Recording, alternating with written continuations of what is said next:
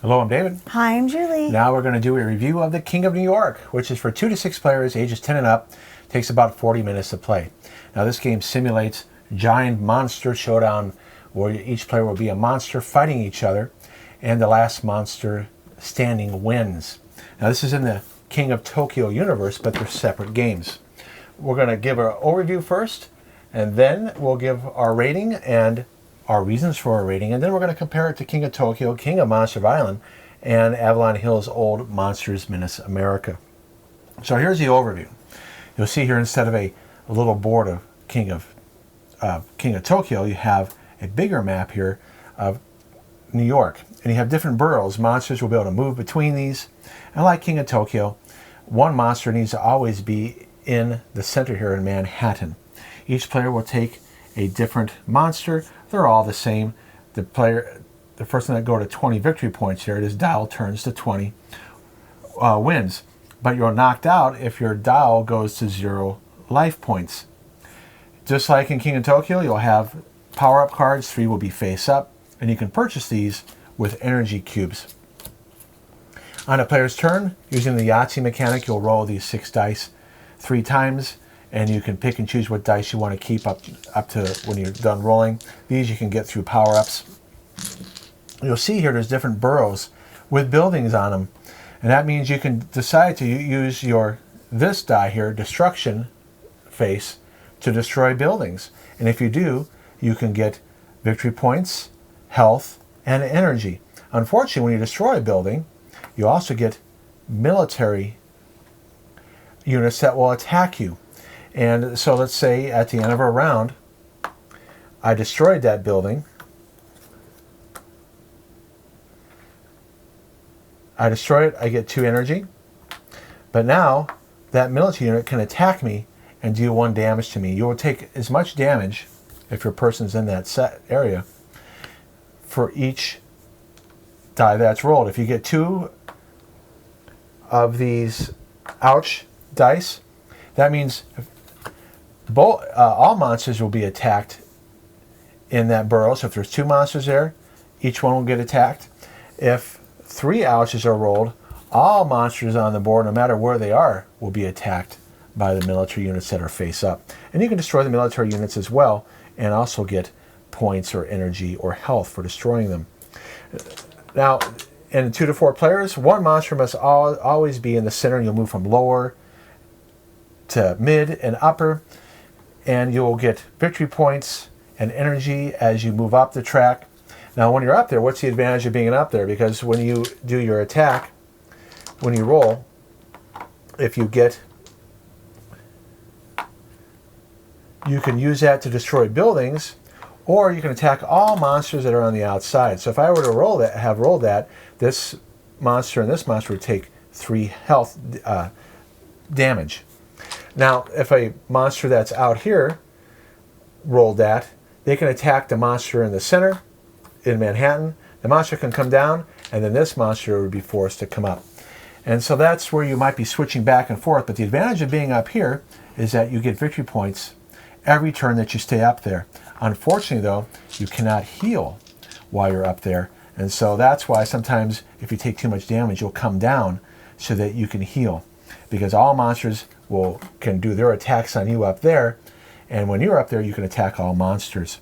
So the game ends when one person reaches 20 victory points. Now there are a couple special cards here. You can be a superstar, and normally you would get, in King of Tokyo, you get victory points when you roll stars or celebrity. Here though, you have to roll 3 celebrity first, and then you'll gain 1 victory point, and then 1 victory point on future turns for every celebrity roll. But this card can be taken away from you if someone else rolls 3 celebrities. Here, when you roll 3 ouches, all military units attack all monsters no matter where they are, but then you will gain 3 celebrity and keep, as long as you keep this card, and have 3 celebrity, and you'll lose 3 celebrity if somebody takes this card from you. And this is basically, it says here, the Statue of Liberty will help your monster defeat the military units, which I'll talk about that in my review. So this is again, take that game. last monster left surviving wins. So let's take a look at our rating here. How did we rate it? I don't remember. We both said 6. We'll play if in the mood, meaning that we didn't like this as much as King of Tokyo. So let's see what I had to say. Well, it's a more complex version of King of Tokyo. And in this case, I'm neutral on it because it's not necessarily, because it's more fiddly. The fiddly new rules that reduces simplicity, increases luck, and chaos. So now, when you're going for the Statue of Liberty or a Superstar, or you don't know what you're going to find here, it just seems more chaotic, and the setup's more fiddly. It's just, if I want to play a quick monster smashing game, I'll play King of Tokyo. This has just enough new rules that, like, I don't want to deal with it. And then it's a decent component quality as usual. It has nice art, but it has a weird Statue of Liberty Superstar card. I don't know why. Why do they feel that the Statue of Liberty would come alive and help you defeat the military units? That's just a weird rule. I don't get why they did that. So to me, it's a negative. Thematically, it doesn't work. Because if the monsters are destroying the city, and the Statue of Liberty is about freedom, and me being a social studies teacher, why would it destroy the military units?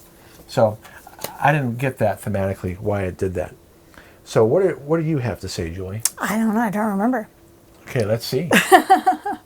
It's a different take of King of Tokyo. I thought the components were okay. You know, they were good. I love the dice. They're all etched and everything. And I think the little guys are, you know, sturdy. Decent playing time with 2 people. I think it's a fun push your luck game. Of course, there's the take that, which is expected in all King of Tokyo stuff. So, you know, there you go. Right, and the art, they do a good job with the art, as you can see here.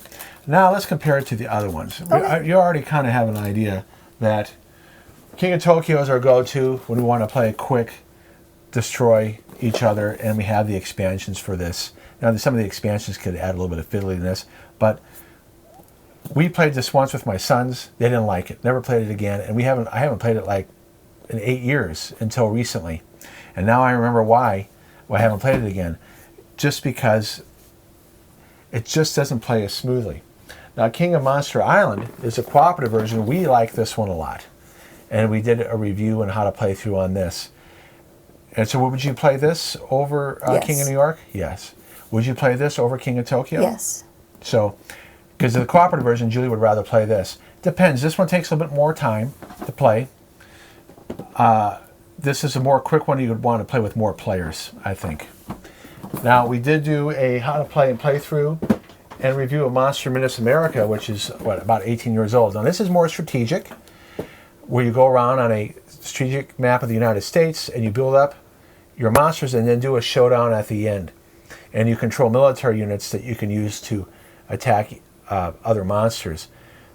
I'd rather play this over King of New York if I want to play a strategic game, but it does take about an hour with 2 players. So I'm not too sure which one I would choose.